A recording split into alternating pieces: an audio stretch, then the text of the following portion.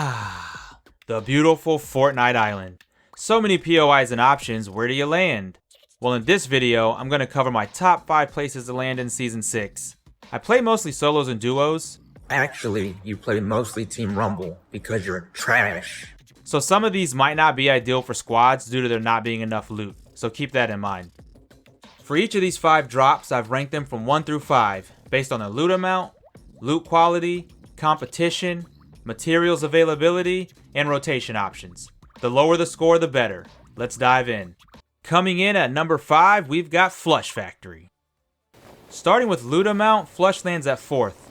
It's a relatively small POI, but there are a few chests you can grab. For loot quality, it's dead last at 5th. But that's not necessarily because the loot quality is terrible.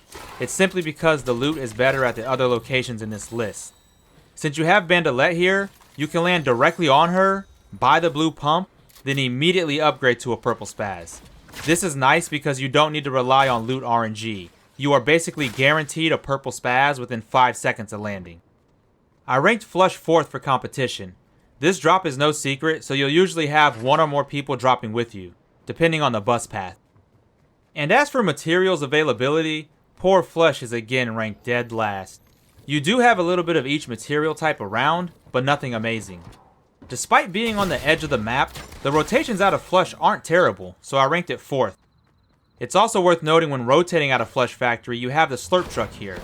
So after surviving the 1 or 2 people that drop with you, you should be coming out of Flush with at least a purple spaz and full shields, so not bad.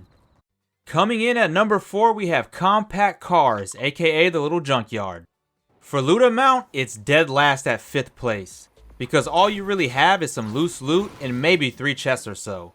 Loot quality does get a bump to 4th though, for 2 reasons. Number 1 is, you have the dummy NPC here to upgrade your weapons. And number 2 is the fact that there are a gajillion mechanical parts here also. So the majority of the time, you should end up with a spaz and a scar. On the negative side though, you might not be able to find full shields here. Competition is not bad. Sometimes you'll be alone, sometimes you'll have a person or two, but you also have to watch out for people rotating out of dirty docks. So I ranked Compact 3rd in this category.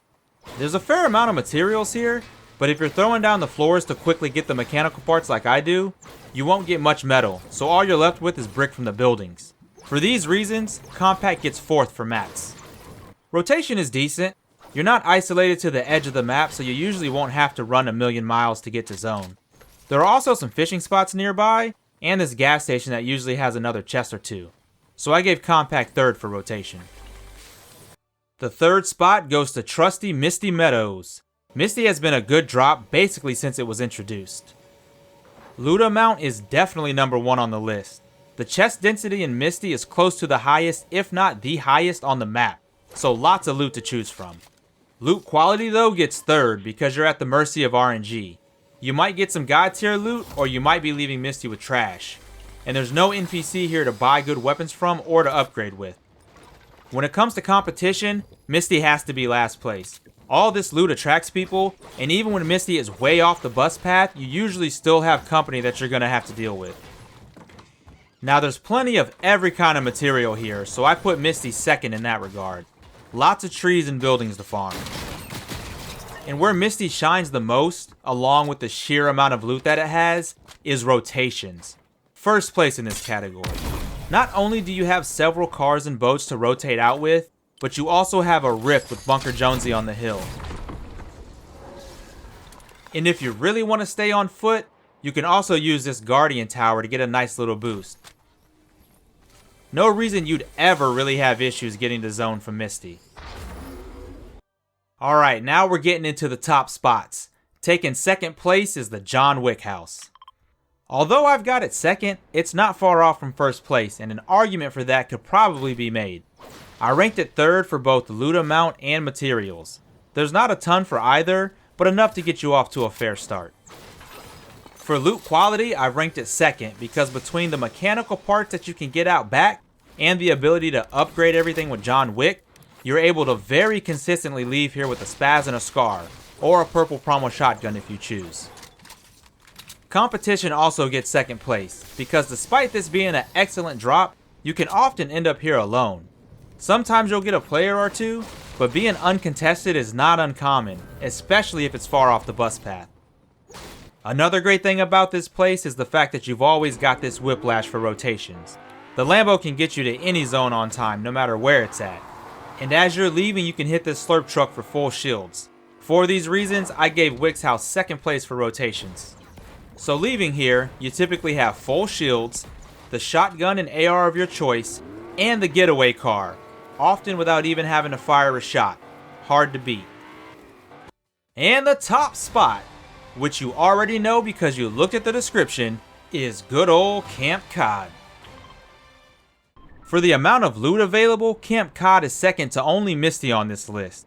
There's several buildings with plenty of chests and a ton of fishing spots off the east side docks. However, it takes first place for loot quality. And that's because on top of all the loot there is spread around Camp Cod, you also have an abundance of mechanical parts for crafting.